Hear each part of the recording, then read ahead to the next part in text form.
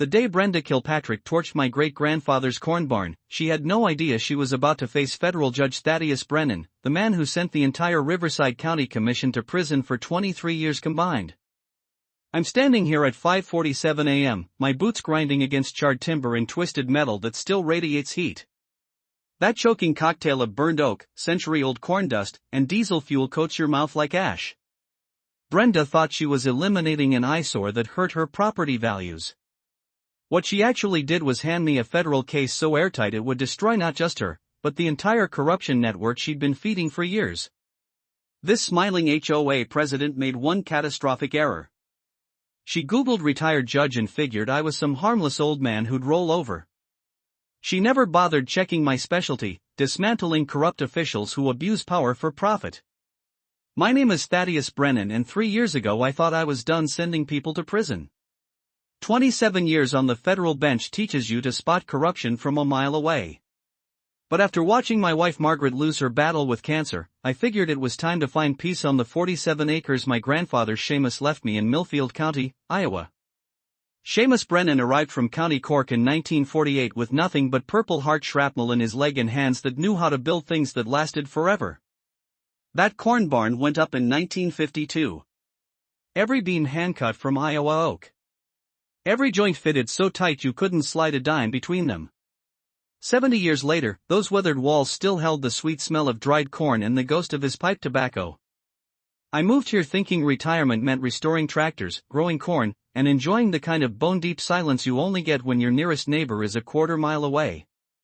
What I didn't expect was that quarter-mile to be packed with 847 identical McMansions called Millfield Estates, all controlled by a woman who could teach Machiavelli lessons in ruthless power.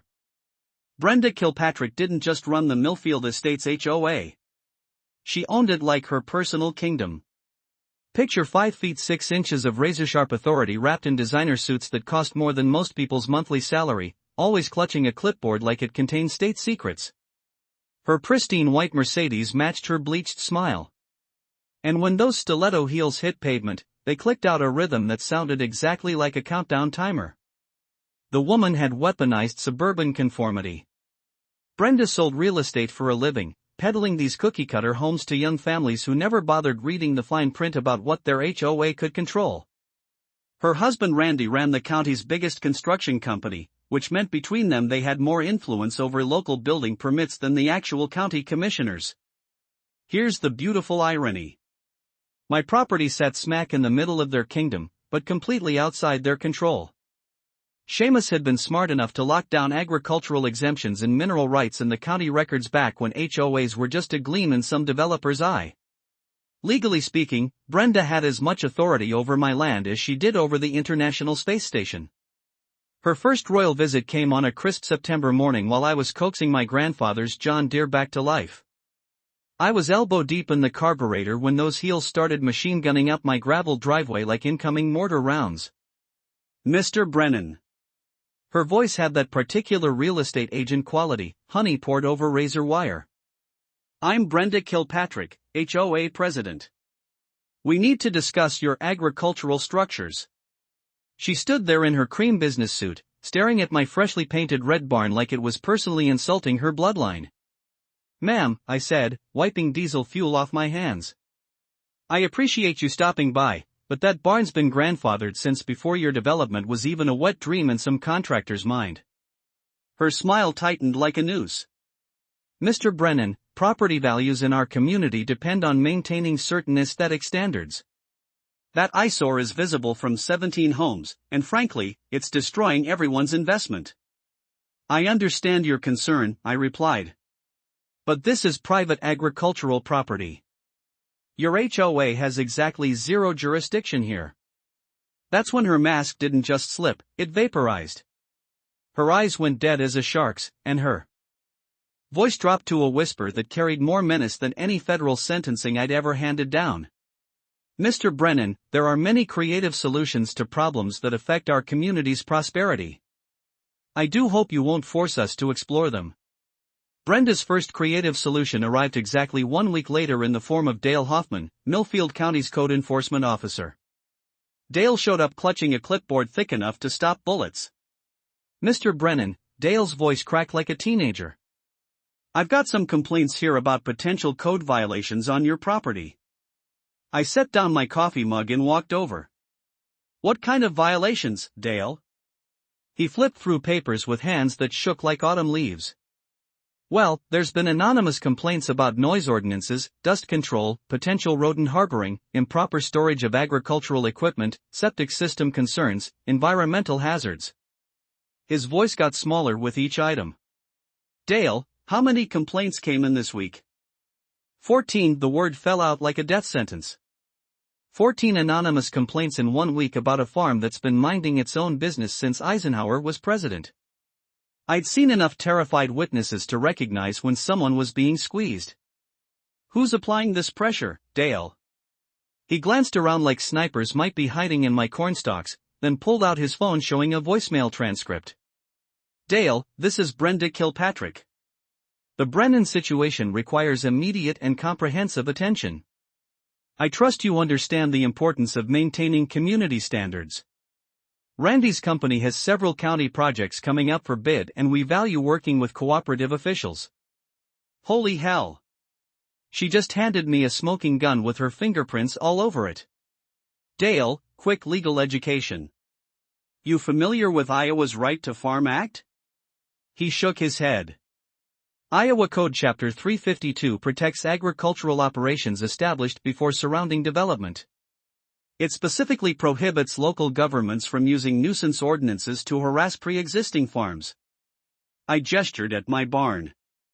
Every single complaint you just listed falls under nuisance ordinances. Dale's face went white as fresh snow.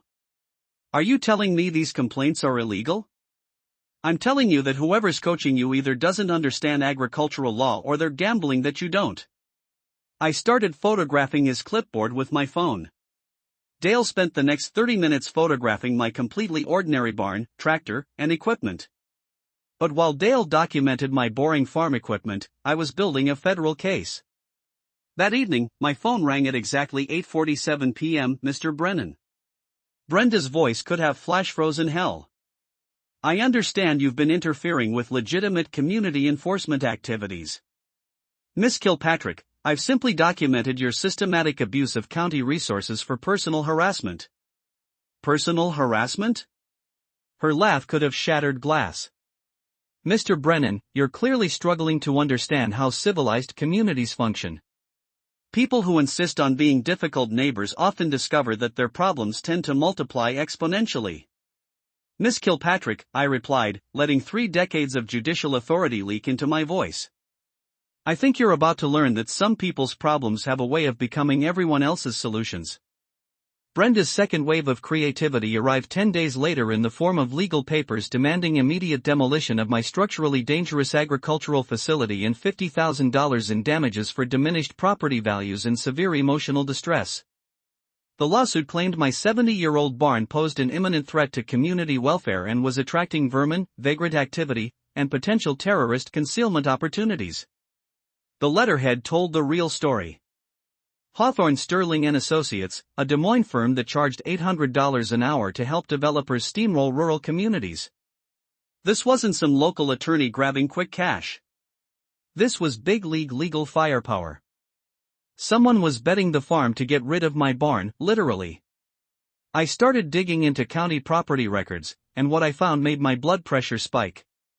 Over the past 18 months, 3 different shell companies had quietly purchased every piece of agricultural land within 2 miles of Millfield Estates.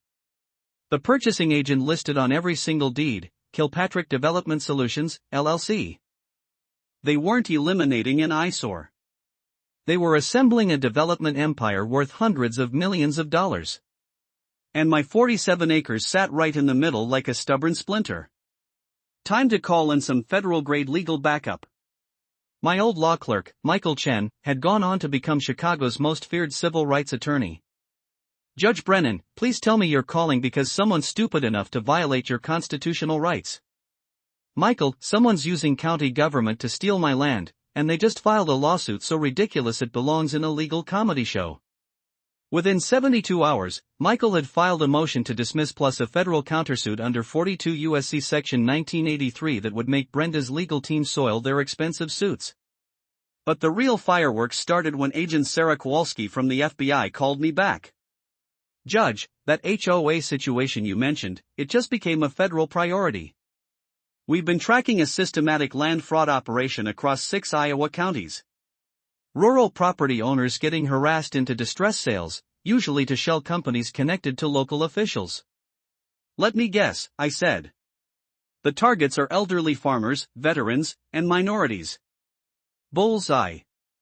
And the harassment pattern is identical every time. Anonymous complaints, frivolous violations, expensive legal warfare designed to force quick sales.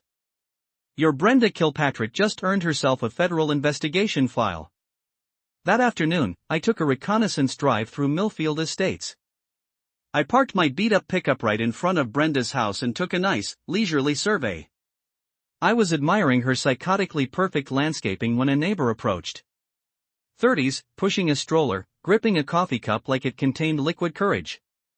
You're the judge with the barn, right? He glanced around nervously. I'm Marcus Rodriguez. I wanted to thank you for fighting back. That woman's been turning our lives into a bureaucratic nightmare for 2 years. What kind of nightmare, Marcus? $80 fines for leaving our basketball hoop up past sunset. Violation notices for parking our work truck in our own driveway. She tried to fine us $400 because our daughter drew hopscotch squares on the sidewalk with washable chalk. Have you documented these violations? Marcus let out a laugh that sounded like breaking glass. Judge, I've got enough of her violation notices to insulate my attic. I handed him my card. Marcus, would you testify about discriminatory enforcement in federal court? His face lit up. Judge, I'd crawl through broken glass to testify against that woman. Half this neighborhood would throw a parade if someone finally took her down. Brenda's third act of creativity came in the form of good old-fashioned sabotage. It started with my electricity going out at 2:17 a.m. on a Tuesday night. Not unusual for rural Iowa, except it happened again Thursday, then Saturday, then every few days after that. Then my water pressure dropped to a trickle. But Brenda's masterstroke was the anonymous letter to the editor of the Millfield Gazette painting me as a dangerous recluse stockpiling suspicious materials and exhibiting increasingly erratic behavior. That same afternoon, while checking my security cameras, I spotted something interesting. At 2:14 a.m., 3 minutes before the power outage, a white Mercedes had driven slowly past my property line. The license plate was crystal clear in my infrared camera, horrent, Brenda's vanity plate. I called Agent Kowalski with an update. Sarah, our HOA queen just escalated to infrastructure sabotage and character assassination. I've got video evidence of surveillance, documented utility tampering, and now she's trying to paint me as a security threat. Perfect, Sarah said. Judge, what I'm about to tell you is going to make your day. We just got approval for electronic surveillance on the Kilpatrick organization. Turns out your little barn situation is connected to a multi-county conspiracy involving municipal officials, development companies, and systematic civil rights violations. My phone started ringing with calls from neighbors I'd never met. Word was spreading through Millfield Estates that the old judge was fighting back. Mrs. Chin called about the time Brenda fined her $200 for hanging laundry outside. Tom Patterson got violation notices every time he parked his motorcycle in his own driveway. Jennifer Walsh got fined for having a non-regulation garden gnome in her front yard. But the most disturbing call came from Marcus Rodriguez. Judge, I need to tell you something. Brenda approached my wife at the grocery store yesterday. She told Maria that it would be unfortunate if my immigration status came under federal scrutiny. Marcus, are you a naturalized citizen? 20 years ago, Judge. I've got the certificate framed in my living room, but Brenda doesn't know that. That threat crossed a line from harassment into something much more serious. I spent that evening documenting every call, every story, every pattern of discriminatory enforcement that Brenda had used to terrorize her own neighbors. At 3:17 a.m., I was jolted awake by the smell of smoke. I looked out my bedroom window to see an orange glow where my grandfather's barn used to stand. The structure that had weathered 70 Iowa winters was burning like a Viking funeral pyre. I stood there in my pajamas, watching 70 years of family history turn to ash and char, and I felt something I hadn't experienced since my first day on the federal bench. The cold, focused fury that comes right before you destroy someone's entire world. Brenda Kilpatrick had just made the biggest mistake of her life. While the fire department was still hosing down the smoldering remains, I was already making phone calls. The first went to Agent Kowalski. Federal arson of a veteran's heritage property, I told her. I've got security footage. I've got motive. And I've got enough evidence of conspiracy to put this entire operation away for life. Judge, I'm driving to you right now. Don't touch anything. Don't talk to anyone except federal agents. The second call went to Michael Chen. Michael, they just burned down my grandfather's barn. I want to file a federal civil rights lawsuit so comprehensive it bankrupts everyone involved down to their grandchildren. But it was my third call that would change everything. I dialed my old colleague, Federal Judge Patricia Morrison. Patty, I need you to walk me through something about agricultural exemptions and HOA authority. If someone wanted to force the sale of grandfathered agricultural property, what would be the legal mechanism? The only way to break agricultural exemptions is to prove the property is no longer being used for agricultural purposes or to demonstrate that the exemption was fraudulently obtained. Why are you asking? That's when it hit me. I'd been looking at this all wrong. I grabbed my laptop and started pulling county records. What I found in the original HOA incorporation documents made my hands shake with fury. Buried in Section 47C was a clause that gave the HOA first right of refusal on any non-conforming properties within a 2-mile radius at 60% of assessed market value. Every harassment campaign, every bogus violation, every attempt to force me off my land wasn't random cruelty. It was a systematic plan to make my life so miserable that I'd sell my property for pennies on the dollar directly to Brenda's HOA. But the real kicker was in the financial disclosures. Brenda Kilpatrick personally owned $2.3 million in stock in Heartland Development Corporation, the same company that held the purchase options on my land and every other agricultural property they'd been targeting. The financial web went deeper than I'd imagined. Randy's construction company had been awarded contracts for every road, every utility line, every piece of infrastructure in the development. The total value exceeded $50 million. My 47 acres wasn't just an eyesore to her. It was the final piece in a development empire worth hundreds of millions of dollars. By 8 a.m., my dining room had been transformed into a federal war room.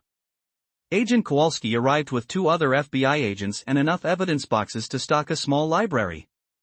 Judge Brennan, Agent Kowalski said, spreading files across my table. What you've uncovered connects to our broader investigation in ways that are frankly stunning. Brenda Kilpatrick isn't just running a local scam. She's the Iowa hub of a multi-state land fraud network. Agent Rodriguez pulled out a tablet showing financial flowcharts. We've traced similar operations in Minnesota, Wisconsin, and Illinois. The pattern is identical. HOA harassment, municipal corruption, forced property sales, massive development profits. While the FBI turned my farm into a surveillance station, I was building the legal strategy that would destroy Brenda's empire. Michael Chen drove down from Chicago with a legal team that looked like they could prosecute war crimes. Thad, Michael said, reviewing my evidence files. This is the most comprehensive civil rights violation case I've seen in 15 years. We're talking about systematic targeting of protected classes, abuse of government resources, conspiracy to commit fraud. The community mobilization was happening faster than I'd expected. Marcus Rodriguez had organized a secret meeting in the basement of St. Mary's Catholic Church. By Thursday evening, 47 Millfield Estates residents had shown up with documentation of Brenda's harassment campaigns. Mrs. Chen brought a shoebox full of violation notices. Tom Patterson had photographs of Brenda's people measuring his grass with rulers to find violations. Judge, Marcus said, standing in front of the assembled group. We've all been living in fear for years. Some of us were afraid to hang our flag outside on Veterans Day because Brenda said patriotic displays were politically divisive. She made us feel like prisoners in our own homes. My favorite piece of evidence came from Bob Hendricks, a retired postal worker who'd been fined for having a non-regulation American flag. When he asked Brenda which regulation prohibited the flag, she told him flags needed to be proportionally appropriate to the residential aesthetic. Bob's response was to install a 30-foot flagpole in his backyard and fly a flag the size of a bedsheet. Agent Kowalski brought in technical specialists to analyze the security footage from my barn fire. The results were damning. They'd identified 3 separate vehicles in the area between 2 a.m. and 3 a.m., including Brenda's Mercedes and 2 trucks registered to Randy's construction company. "Judge," she said, showing me the enhanced footage. "We've got them dead to rights. Vehicle identification, cell phone tower pings, even chemical residue analysis that confirms accelerant use. This isn't just arson. It's a federal terrorism charge waiting to happen." By Sunday evening, our legal and investigative team had assembled enough evidence to take down a small government. The plan was elegant in its simplicity. We'd used the monthly HOA meeting to publicly expose Brenda's crimes with federal agents positioned to make arrests and media present to document everything. "Brenda thinks she's been playing chess," I told the assembled team as we reviewed our final strategy. "What she doesn't realize is that we've been playing federal prosecution this whole time and she just walked into checkmate."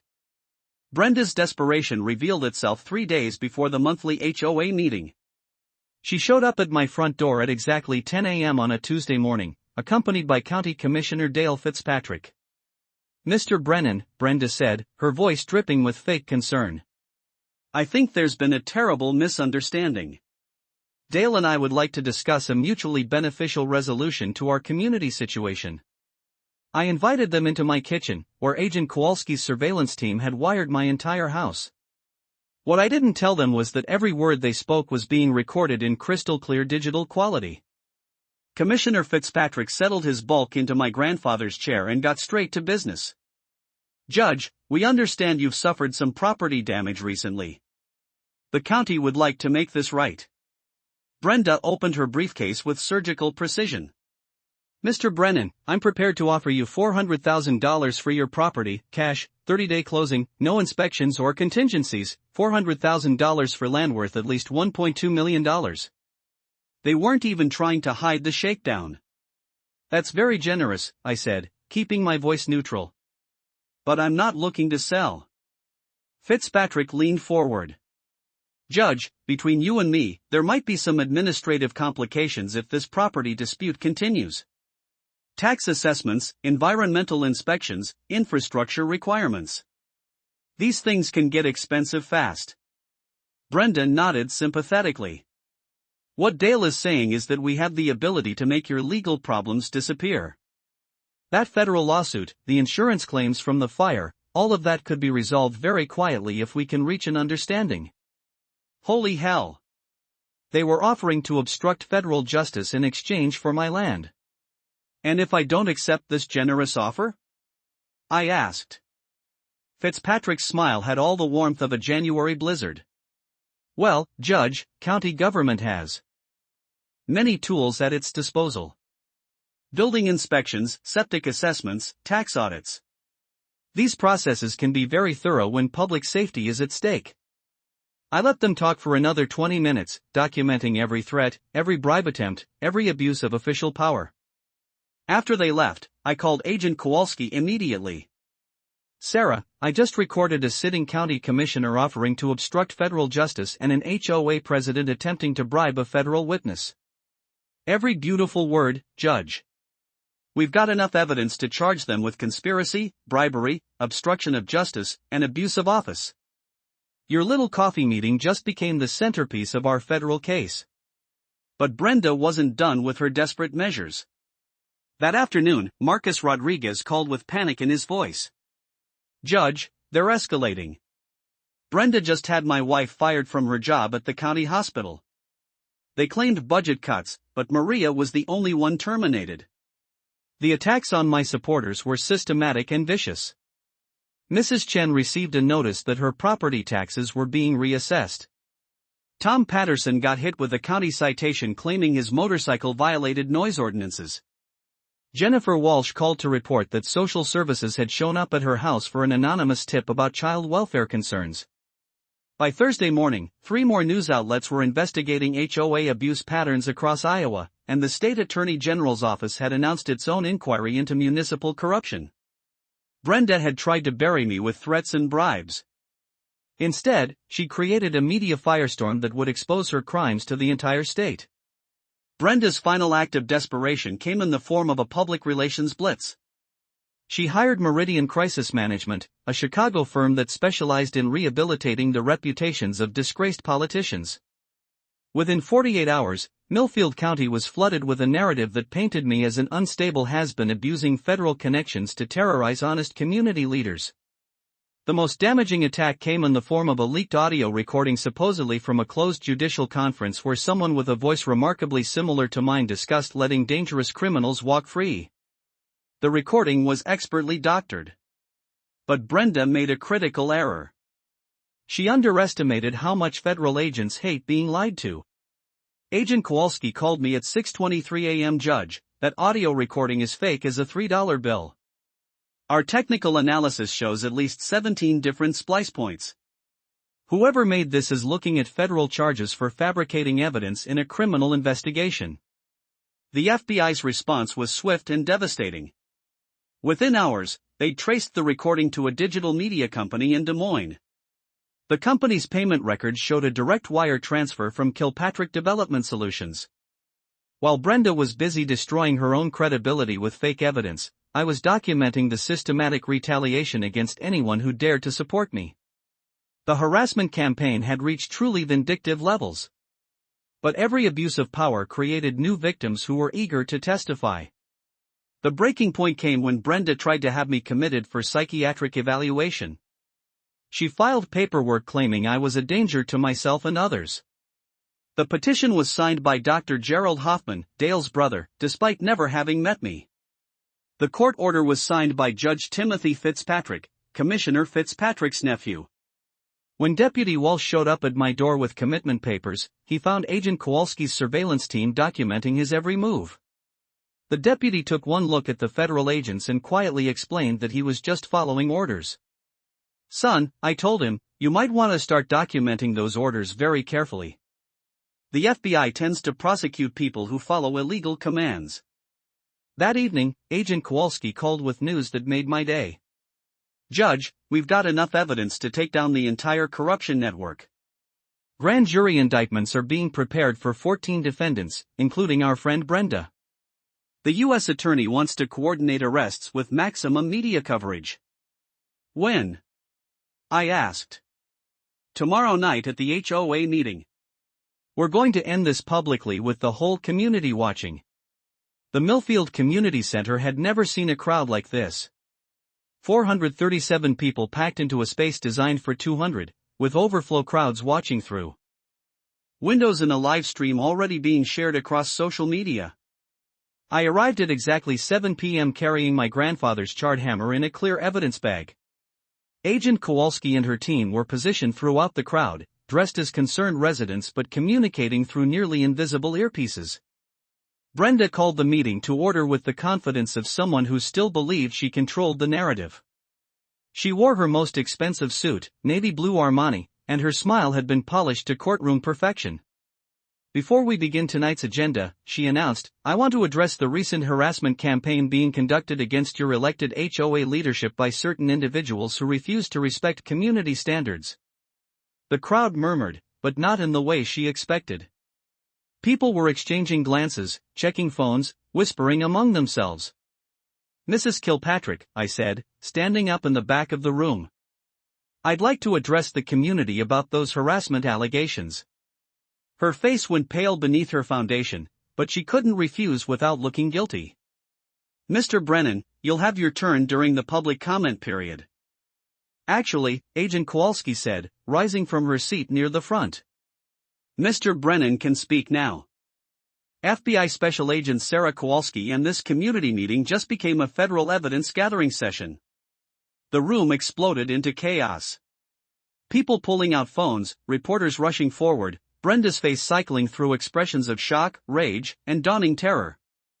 Commissioner Fitzpatrick tried to bolt for the exit but found his path blocked by Agent Rodriguez. I walked to the podium carrying my laptop and a folder thick enough to stop bullets. The crowd quieted as I set down my grandfather's hammer, the sound of charred wood hitting the podium echoing through the suddenly silent room.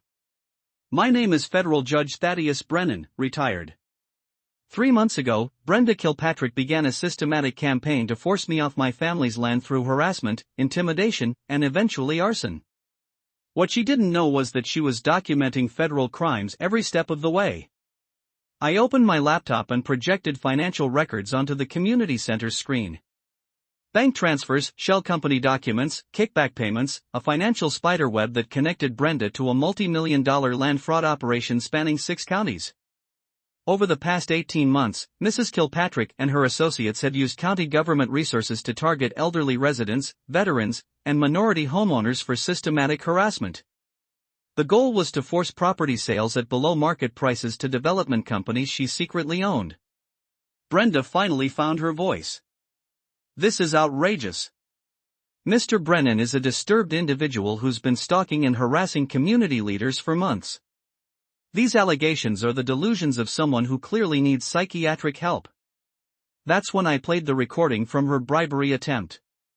Her own voice filled the community center, crystal clear and absolutely damning. We have the ability to make your legal problems disappear.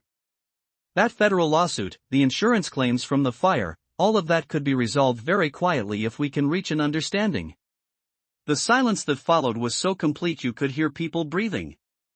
Mrs. Kilpatrick, I continued, you made one fundamental error. You assumed a retired federal judge wouldn't know how to build a criminal case. You were wrong.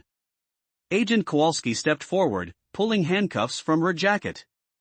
Brenda Kilpatrick, you're under arrest for conspiracy, mail fraud, wire fraud, bribery, obstruction of justice, and violation of civil rights under color of law.